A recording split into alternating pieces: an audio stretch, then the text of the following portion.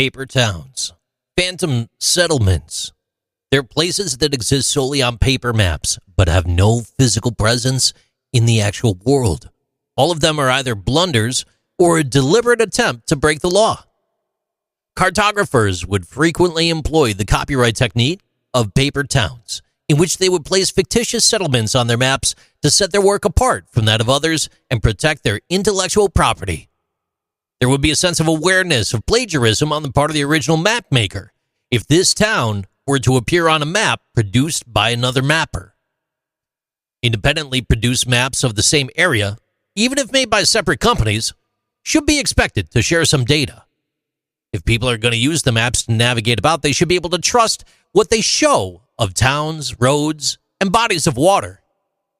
You can be creative with the map's color scheme, fonts, and line thickness, but it won't be very helpful if the placements of the items on it are completely wrong. That's why it's so easy for new map makers to enter the market. All they have to do is copy the information from an established and reliable map. Copyright rules are meant to prevent this, but it can be hard to prove direct plagiarism. As a safety precaution, some cartographers have begun inserting entirely made-up neighborhoods named trap streets, and even entire cities called phantom towns. It's possible that another map maker will try to replicate their work, but they'll be stealing the unique fictitious element that made the first one different. Picture a city that reappears for a little while and then vanishes again. The town of Algo, New York was invented in the 1930s to avoid copyright restrictions on a map. In 1950, the area was designated as Algo. Thus, a general shop was opened there and actually given that name. The shop closed down after a while, and although it was still listed in some maps as recently as the 1990s, it has since been removed. There was a brief appearance on Google Maps.